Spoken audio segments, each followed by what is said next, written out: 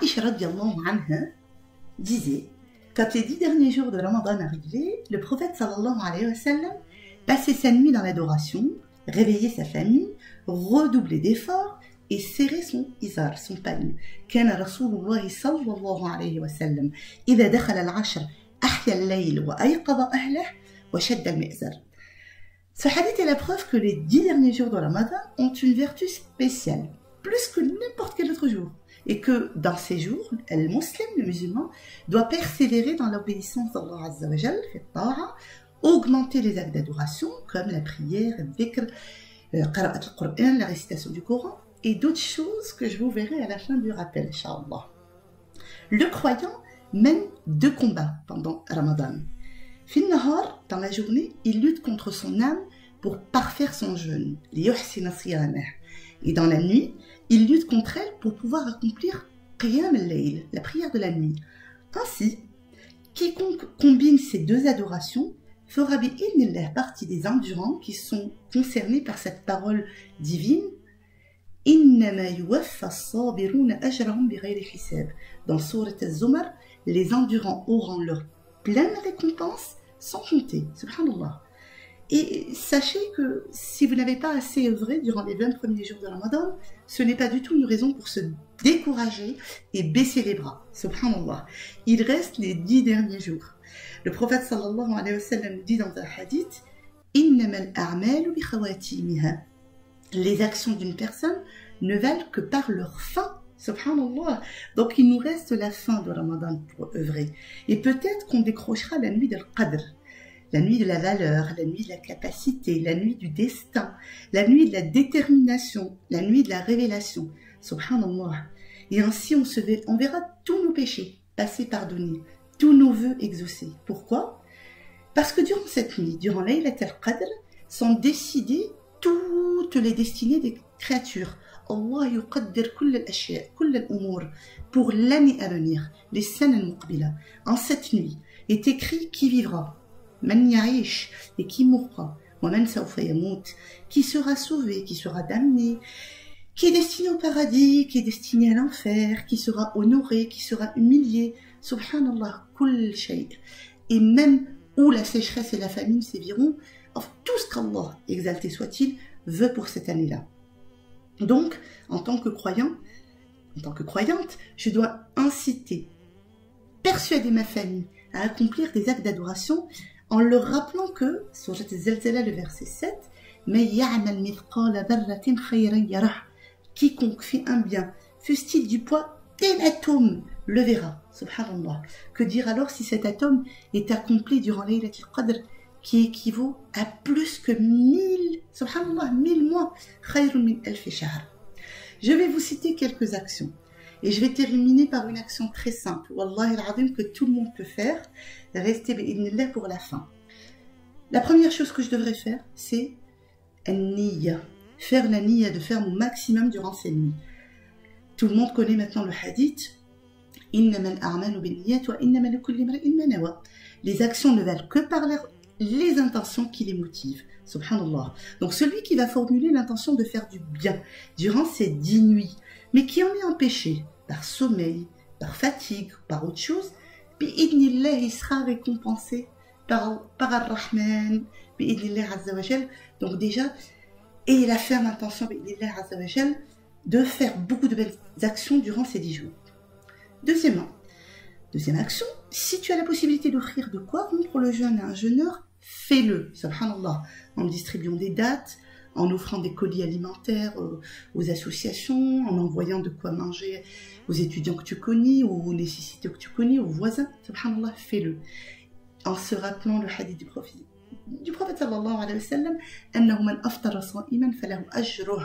Quiconque offre à un jeûneur de quoi rompre son jeûne aura une récompense égale à la sienne, sans que sa récompense ne soit déduite de celle du jeûneur. Subhanallah.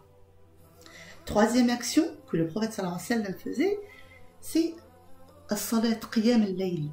Essaie, tant que tu peux, de faire quelques rak'at surérogatoires. Force-toi, subhanallah, fais-en 2, 4, 6, 8. Si tu ne peux pas, subhanallah, c'est vraiment tu n'as pas la capacité, tu n'as pas la possibilité de faire des rak'at surrogatoires, le minimum, أقل ما يمكن فعله, salat al-isha ou salat al-fajr fi jama'a, c'est de faire la prière de l'isha et la prière de l'fajr en groupe. Pourquoi? Il y a une superbe annonce prophétique. Le prophète sallallahu alayhi wa sallam nous dit, celui qui prie l'isha en groupe, c'est comme s'il avait prié la moitié d'une nuit. Man salla al-isha fi jama'a kana ka qiyam nisf layla. Et celui qui prie l'isha et le fajr en groupe, c'est comme s'il avait prié une nuit complète. ومن صلى العشاء والفجر في جماعة كان كقيام الليلة. Subhanallah. Donc, il suffit que je fasse al-fajr et l'isha en groupe avec ma famille, avec mes enfants, avec mon mari, et Allah Azza wa Jal m'inscrit le salaire de toute une nuit passée en prière. Oui, c'est le prophète sallallahu alayhi wa sallam qui nous fait cette bonne annonce. Azza wa Jal. Donc ça, c'est vraiment à la portée de tout le monde. Quatrième action, ne t'arrête pas d'évoquer Allah. Ne t'arrête pas. Que ta langue ne cesse d'évoquer Allah. En faisant la vaisselle, en mettant les enfants au lit, en changeant de champ. Ne t'arrête pas. Subhanallah. C'est vraiment un butin froid. Comme on dit en arabe, al-ghanim al-barida. C'est une récompense qu'on obtient très très facilement. Durant la journée, subhanallah, même si vous êtes dans les transports, allez-y, subhanallah. Rasul alayhi salatu wassalam nous dit kullu tasbiha sadaqa. Chaque fois que tu dis subhanallah, c'est comme si tu avais fait une aumône. Kullu tahmid sadaqa. Chaque fois que tu loues Allah Azza wa Jal en disant alhamdulillah, Allah t'inscrit une sadaqa. Kullu tahlil sadaqa. Chaque fois que tu attestes qu'il n'y a qu'un seul Dieu, la ilaha illallah, Allah t'inscrit le salaire d'une sadaqa. Wa kullu takbir sadaqa. Chaque fois que tu reconnais qu'Allah est le plus grand, Allahu Akbar, Allah t'inscrit une sadaqa. Donc ne vous privez pas. Vous n'avez pas besoin d'être en état d'ablution, vous n'avez pas besoin d'être dirigé vers le qibla. Allez-y, à tout moment de la journée et de la nuit, faites du dhikr, bi'idillah azza wa jal. Cinquième action, tub ilallah azza wa jal. Repens-toi et implore le pardon d'Allah subhanahu wa ta'ala. Reconnais ton impuissance, al-ajz, et ta dépendance totale envers Allah. Ainsi tu pourras connaître ton Seigneur, yani subhanallah. Et rappelle-toi que إذا أتاني عبدي يمشي أتيته هرولة من أتاني يمشي أتيته هرولة. Lorsque mon serviteur vient vers moi en marchant, je viens vers lui en accourant, je me hâte vers lui. Subhanallah, est-ce que tu n'aimerais pas voir Allah Azza wa Jal se hâter vers toi, Laylat al-Qadr, yani subhanallah, et exaucer ainsi tes vœux? Donc essaie de te repentir, subhanallah, en toute humilité. Voilà, c'est une action du cœur. Se repentir, regretter les actions passées, implorer le pardon d'Allah Azza wa Jal, et subhanallah, ne pas oublier la parole prophétique ou la recommandation du prophète sallallahu alayhi wa sallam à Aïcha, qui lui disait, si tu découvres Laylat al-Qadr, répète Allahumma anta afuwun tuhibbul afwa fa'fu anni. Allah, certes, tu aimes le pardon, tu aimes effacer des péchés, efface donc mes péchés. Allahumma anta afuwun tuhibbul afwa fa'fu anni. Sixième action, faire une sadaqa. C'est vraiment à la portée de tout le monde de nos jours. Yani, subhanallah, en un clic sur Internet, et la sadaqa, elle est faite. Vous n'avez pas d'Internet, vous ne voulez pas utiliser votre carte bancaire sur Internet, mettez un bocal, mettez vos chèques, yani, subhanallah, et envoyez-les le lendemain ou à la fin de la semaine, mais essayez de faire des sadaqat durant ces 10 meilleures nuits de l'année. Yani, subhanallah, même 1 euro, 2 euros, 10 euros, faites une sadaqa, bi'idhnillah azza wa jal. Le salaire, bi'idhnillah, sera pas décuplé, vous vous rendez compte, si c'est Laylat al-Qadr, ça aura la valeur d'une sadaqa accomplie tous les jours pendant 1000 mois. La ilaha illallah. Septième action, lire juz' min al-Qur'an. Lire une page de Qur'an. Lire la moitié d'une page de Qur'an. Ramadan, c'est le mois du Coran, subhanallah. Si tu ne prends pas, tu ne te réconcilies pas avec le Coran durant le mois du Ramadan, je peux te dire que tu ne te réconcilieras jamais avec le Coran. Subhanallah. Lis ton juz de Coran. Si tu n'as pas la possibilité de lire, lis ce que tu connais. Tout le monde connaît Qul huwallahu ahad. Et bien répétez Qul huwallahu ahad. Qul a'udhu bi rabbil falaq. Les qisar as-suwar, les suwar courtes, yani subhanallah. Qul huwallahu ahad, le prophète sallallahu alayhi wa sallam nous dit à son sujet, au nom de celui qui tient mon âme en sa main, elle équivaut au tiers du Coran. Innaha la ta'dilu thuluth al-Qur'an. Les ulama nous apprennent que celui qui lit Sourate al-Ikhlas 3 fois, bi'idnillah aura le salaire de celui qui aura lu tout le Coran, subhanallah. Je vous rappelle juste aussi le hadith de cet homme qui dirigeait un groupe de prières, de compagnons, et qui récitait à la fin de chaque sourate, dit, il est Allah l'unique, Qul huwallahu ahad. Le groupe rapporta ça au prophète sallallahu alayhi wa sallam, et quand notre bien-aimé demanda à l'homme pourquoi il agissait ainsi, il répondit, c'est parce qu'il renferme l'attribut du clément, Sifatul Rahman, et que j'aime la réciter. Le prophète sallallahu alayhi wa sallam lui a fait une très bonne annonce, il lui dit, dites-lui qu'Allah l'aime comme il a aimé cette sourate. Donc celui qui l'aime, Qul huwallahu ahad, Allah l'aimera, subhanallah. Essayez de la lire en étant concentré sur ces termes. Allah est l'unique, Allah le seul à être imploré pour ce que nous désirons. Il n'a jamais engendré, il n'a jamais été engendré, et nul n'est égal à lui. Donc ça veut dire quoi? Ça veut dire que c'est de lui que je dois avoir peur. C'est ses ordres qui doivent primer dans mes choix de vie. Je ne connaîtrai pas la félicité s'il ne me soutient pas. Et subhanallah, essayez d'avoir une lecture concentrée. Huitième moyen, subhanallah, ou huitième action que je peux faire, c'est respecter les liens de parenté.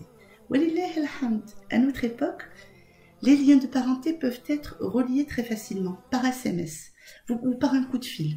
Essayez d'appeler maman, essayez d'appeler papa, le remercier du fin fond du cœur pour tout ce qu'ils ont fait pour nous, depuis notre tendre enfance.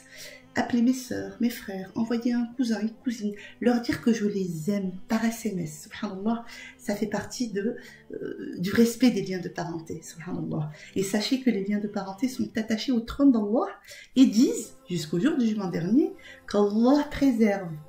Et que celui qui me préserve bénéficie de la grâce d'Allah et que celui qui me rompt, qu'Allah le fasse priver de toute grâce. Allahumma salman wa salami. Subhanallah. J'arrive au 9e moyen qui est le plus subtil. Il y a des gens qui malgré tout ça nous diront qu'on n'a pas le temps, on n'a pas le temps pour prier, on est trop fatigué pour faire du dhikr, on n'a pas. Le minimum que vous puissiez faire, subhanallah, c'est d'éviter de faire du mal aux autres. Oui, et vous aurez de hasanat. Pourquoi? Le prophète sallallahu alayhi wa sallam a dit à Abu Dharr qui est venu lui demander, oh ya Rasulallah, quelle est la meilleure action? Ayyul Islam afdal. Quel est le meilleur moyen d'être un bon musulman? Rasul sallallahu alayhi wa sallam lui a cité un certain nombre d'actions et il a terminé par celle-ci. Il a dit Takuffu sharraka 'anil nas fa inna dhalika sadaqatun minka 'ala nafsik. Vous devriez vous retenir de faire du mal aux gens parce que cela sert de charité que vous vous accordez. Subhanallah. Comment je peux éviter de faire du mal aux gens durant ces 10 derniers jours? Principalement en retenant ma langue. Yani subhanallah. Pendant ces 10 derniers jours, je dois faire un effort considérable de ne pas médire, de ne pas faire de médisance. El-riba, wallahi, une seule parole peut vous effacer, subhanallah, le salaire du mois. Donc évitez de parler des gens. Évitez d'insulter les gens, ça va de soi. Et surtout aussi, pas de polémique enflammée. Parce que le plat n'est pas trop salé, ou parce qu'il n'y a pas le bourek n'a pas été fait aujourd'hui, ou parce que, pas de polémique enflammée. Rasul sallallahu alayhi wa sallam nous dit Ana za'imun bi baytin fi rabid al-jannah liman taraka al-mira'a wa in kana muhiq.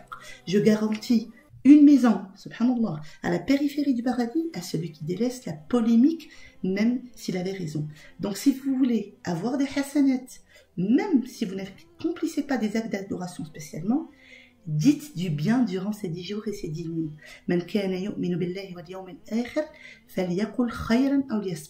Que celui qui croit en Allah et au jour du jugement dernier, qu'il dise du bien ou qu'il garde le silence.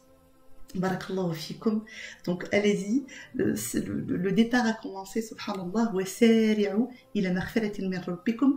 Allah nous le dit si bien, c'est une course, et concourez vers un pardon dans Sourate Al-Imran, vers un pardon de votre Seigneur et un jardin aussi large que les cieux et la terre. J'implore Allah Azza wa Jal qu'on fasse partie de ceux qui atteindront, Inch'Allah, Laylat al-Qadr et qui seront ainsi absous de tous leurs péchés. Barakallahu fikum. Salam alaikum wa rahmatullahi wa barakatuh.